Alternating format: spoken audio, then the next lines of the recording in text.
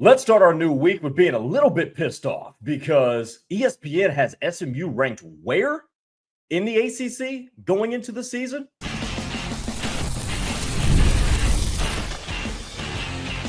You are Locked On SMU, your daily podcast on the SMU Mustangs, part of the Locked On Podcast Network, your team every day. What's going on, everybody? It is a new week of Locked On SMU here on the Locked On Podcast Network, your team every single day. Thank you for making us your first listen and for making us part of your day as well. Remember, subscribe to the channel, like the video, leave a comment down below as at the end of the show, I'm going to ask for some audience feedback on a topic that I will probably do for either Tuesday or Wednesday's episode. So want to stay tuned for the end for that question that I need your input on. You can also find the podcast on Spotify, Apple Podcasts, or wherever you get your podcasts. Coming up on today's show, On3 has ranked the ACC defensive coordinators. So we're going to talk about that, as well as a new prediction in for four-star quarterback in the 2027 class, Malachi Ziegler, who we touched on yesterday, a couple weeks ago. So that'll be some good news for SMU fans. But our show today is brought to you by Gametime. Download the Gametime app, create an account, and use code LOCKEDONCollege for $20 off your first purchase. All right, let's get right into it. I'm Grayson Singleton. Glad you're with me here on a Monday. ESPN, as part of their big ACC power rankings and their ACC overview of the 2025 season, has SMU ranked number 5. Huh? 5 in the ACC. Here's how ESPN has this. So Clemson number 1. I think that's obvious, unanimous. I think if you don't have Clemson number 1 in the ACC going into the season, I don't know what kind of football you've either been watching or keeping up with over the summertime. Number 2 is Miami. Okay, cool, fine. That I can live with that. Georgia Tech at 3, Louisville at 4, SMU at 5. My initial reaction is that says to me that ESPN and whatever metrics it uses, and they use a lot of metrics, they use a lot of FPIs and whatnot, machine computer generated stuff. Whatever ESPN used did not respect SMU's performance relative to their schedule last year. That is my main takeaway. That's the main point of this, is that somebody, and there were going to be people like this, somebody did not respect SMU's performance relative to its competition from a season ago. And I'm not going to go as far as to say that they're completely off their rocker with this one, because SMU did not have a great schedule last year. SMU dodged, I don't want to say dodged because it wasn't by their own volition, but no Clemson, no Miami on the schedule. But you went 8-0. Because here's the thing. When you graduate from one level to another, there is expected to be some sort of adaptation period, right? So SMU goes from the American Conference to the ACC. It was time for SMU to be in a bigger arena. We know that. Now, had SMU dominated the American Conference? No, not really. Keep that in mind. But it was time for SMU, the brand, to be in a bigger arena with the way that college football has changed and college sports have changed in that regard. So they go to the ACC, and you're playing Pitt, who's a pretty solid football team. Louisville, pretty solid football team for the last half decade plus. Duke, football program has been rising in terms of relevance. Boston College, okay, fine. We'll leave that one alone. But you also had TCU on the schedule too. You beat TCU. Sure, you lose to BYU, but that was a ranked team. And then you get two ranked wins, by the way, against Pitt and against Louisville, a Louisville team that's ranked ahead of them, by the way. Keep that in mind. And you run the table. So usually when you graduate from one division to a higher one, and then ace the higher one of two things happens. Either when you ace it and not just tread water, you earn respect. You either earn respect or you have everybody calling it a fluke. And for some reason, ESPN's computers and data scientists have decided that was a fluke. They decided that was a fluke. And they have decided that Georgia Tech's ascension, because Brent Key has done a good job at Georgia Tech. That is not to be disputed. But they have decided that Georgia Tech's ascension trumps what SMU has already put on tape in the conference. And by the way, if this is happening to be a projection, we're going to get an answer really, really fast, especially on Georgia Tech. Because Georgia Tech opens up at Folsom Field in Colorado. So they got Colorado on the road. 2 weeks later, they play the Clemson Tigers at home. So we're going to find out about Georgia Tech really, really fast. Georgia Tech also has a road game against Duke. And that's not going to be a gimme. But we're talking about a Georgia Tech team here, and I'm going to read this. I do need to read this because this is going to make my point for me. This is the SMU blurb. The Mustangs waved goodbye to some of the key contributors to last season's playoff run, including star tailback Brashard Smith. Stop right there. If that's the logic that ESPN is using to justify SMU being all the way down at 5 and Georgia Tech at 3, may I remind you that Georgia Tech also said goodbye to a really, really good receiver named Eric Singleton, who is now at Auburn. So if we want to use the same logic here, it kind of evens out. So basically what you are saying, you're saying two things if you're ESPN with this. You're saying we are banking on the ascension of Georgia Tech and Louisville's steady play trumping SMU's performance last year relative to their competition. You're doing because you're doing that, and you're saying, yeah, we just don't think SMU is that good. We think SMU is the best of the bad, is basically what you're saying. And I don't believe that. I don't think there's any rhetorical validity to thinking that. Because SMU's got a tough schedule. Louisville, who I think has really good skill position players, but I've got questions about the quarterback, Miller Moss, who I think is a good football player, who happened to, quite frankly, be a scapegoat for what's been going on at USC. But we're not really going to find out anything about Louisville real fast unless they lose to James Madison. And that game's at home. They should not lose that game. But Louisville, once we get to conference play, opens up at Pitt. Then you go to Miami. Well, you're home versus Virginia. That should be a win. They're at Miami. They're at Virginia Tech. They have Clemson. And then they're at SMU.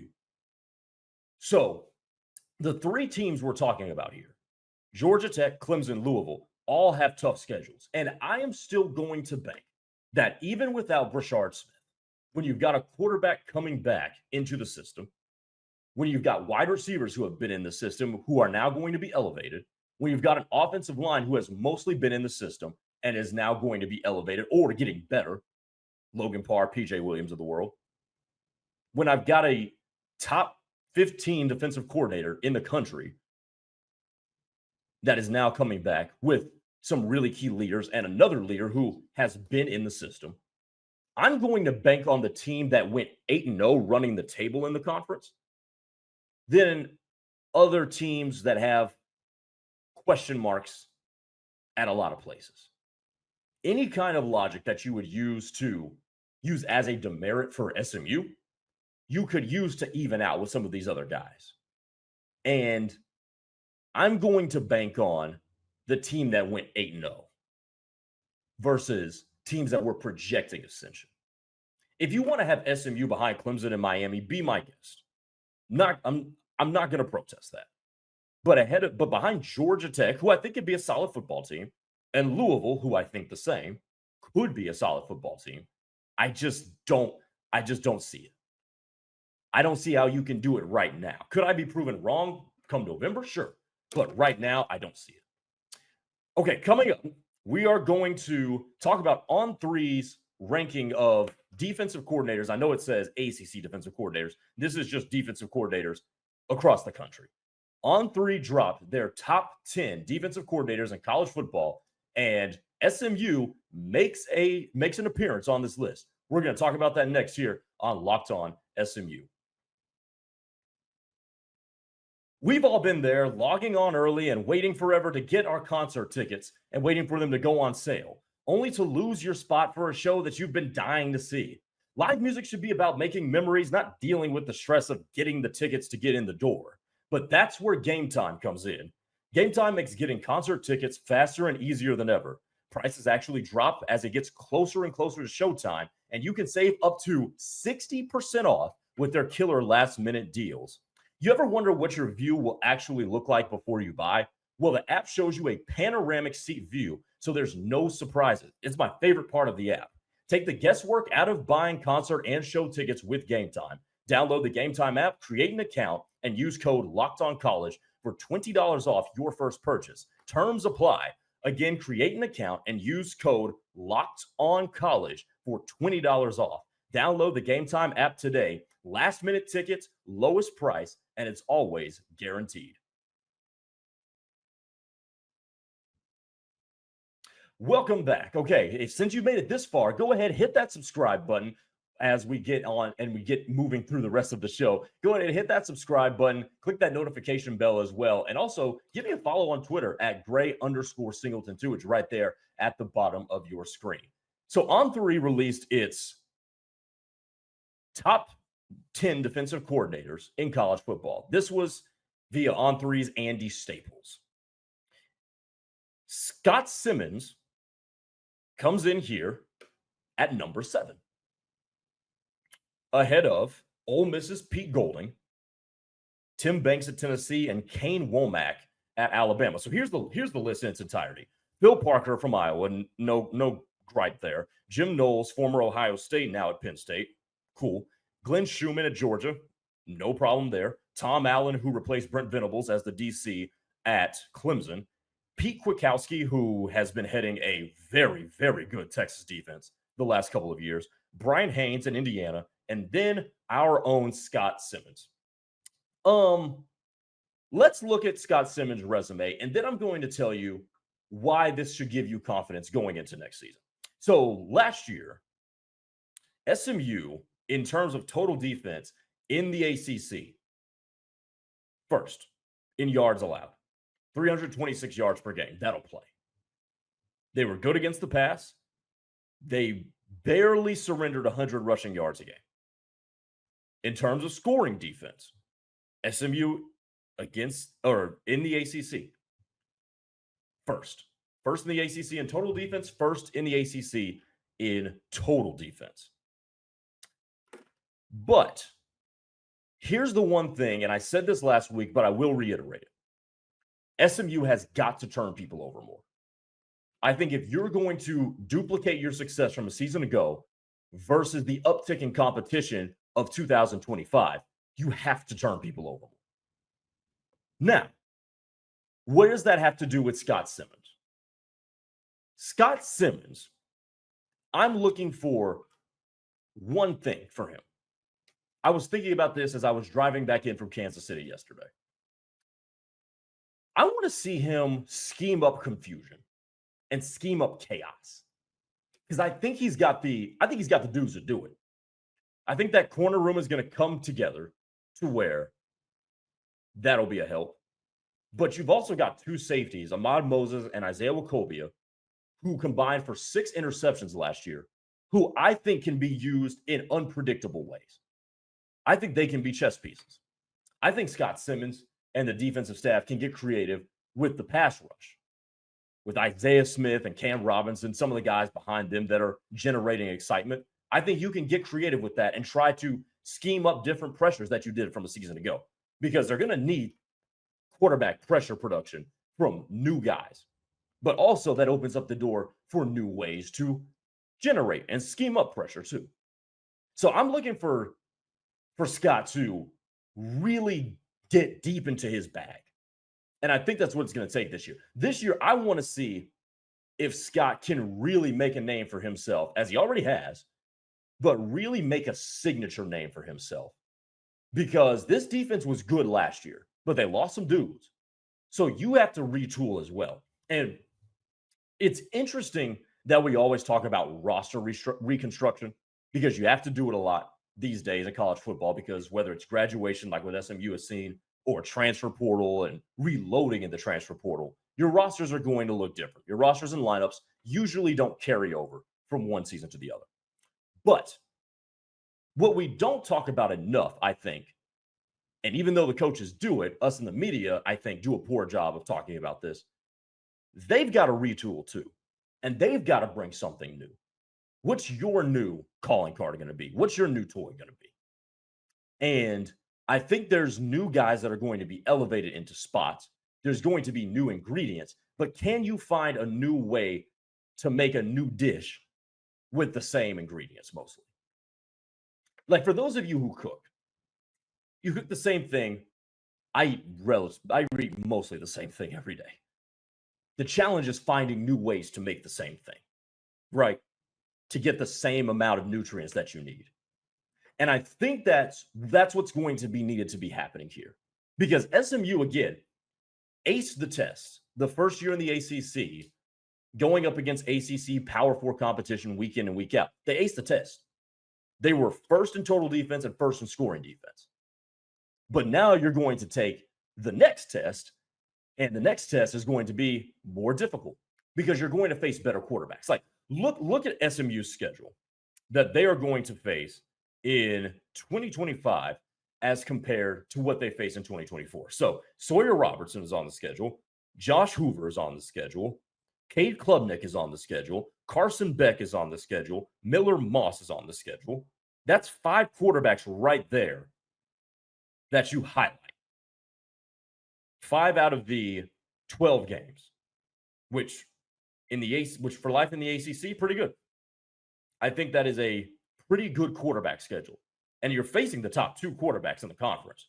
And if you think Miller Moss is better than Kevin Jennings, top 4 or top 3.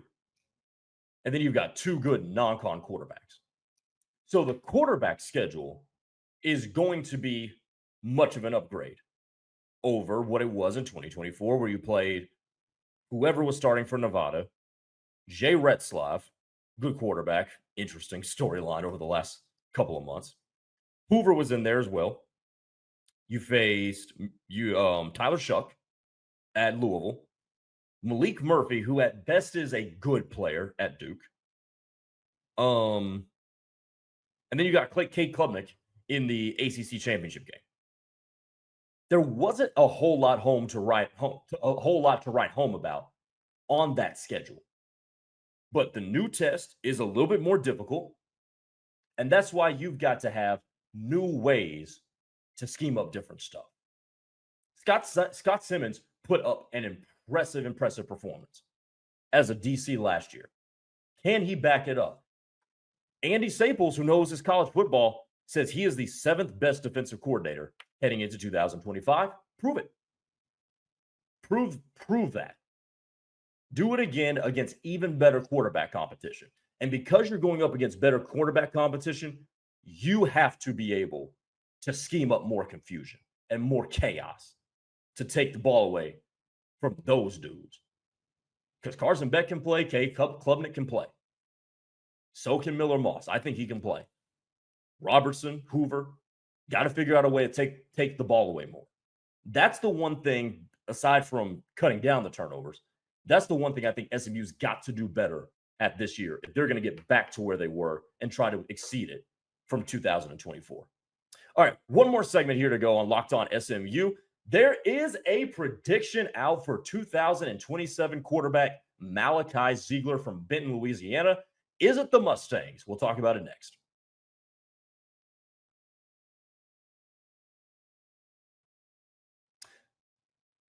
So Malachi Ziegler has a projection in, and it was entered in by Sam Spiegelman of Rivals, and his prediction is SMU for the 4-star quarterback.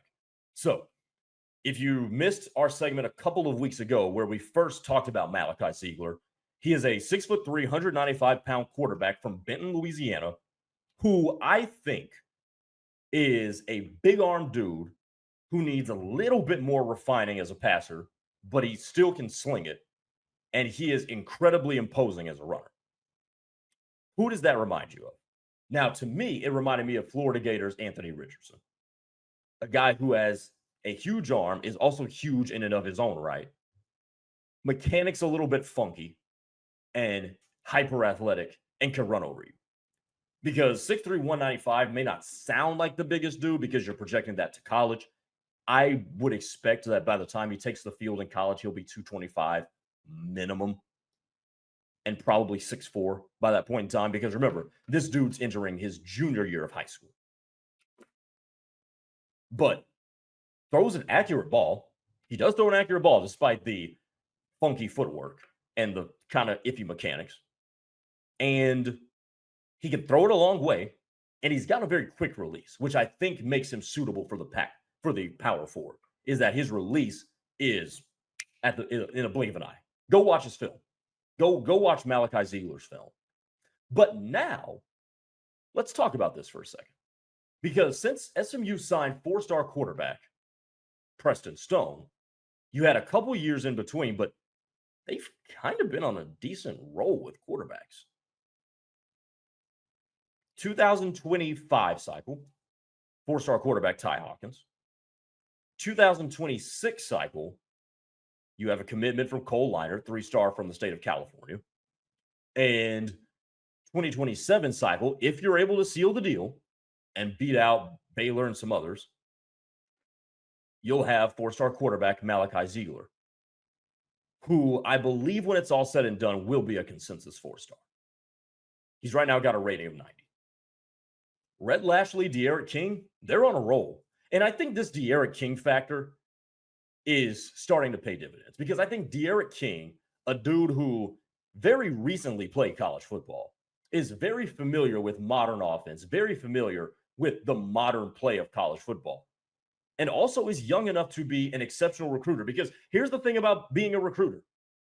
You have to speak the language of the kids, especially now, because there is a huge language barrier between previous generations and the current one. There just is. I'm 23 years old. There is sometimes a barrier between me and kids that are just 17, that are just 7 years younger than me, whether they're 17, 16, whatever. There is some sort of a funky barrier. And that's just with a 6 year age gap. Imagine mid 40s. Okay. So you have to be able to speak the language of recruits. You have to be able to talk to them about how they're going to brand themselves. And I think a guy who is not that far removed from playing college football is a very, very valuable piece in that. So De'Aaron King, I think, is a guy that I really want to keep an eye on as things continue to go along. But the succession plan in the line of quarterbacks is starting to really take hold here. Because Kevin Jennings, I believe, has 1 year of eligibility left. I have to double check that. But after him, you're probably moving on to Ty Hawkins, who was a four-star signee out of IMG Academy. And then you're going to move on, if he signs and he pans out and develops well, to Cole Liner. And then Malachi Ziegler, who I think is going to be a really good college quarterback. I think he's going to be an excellent college quarterback. Just because of the raw gifts, and I think getting him in a building with Rhett Lashley and Casey Woods and De'Aaron King as his quarterback coach is going to just finish off the development perfectly. So when I look at it from that perspective, if they do indeed sign Malachi Ziegler in the 2027 class in December of 2026, when that signing day rolls around, I think SMU is going to further establish itself as a power. Because here's the thing we've talked about ad nauseum when it comes to SMU recruiting. They're trying to build the fence around Dallas. And that is obviously step one.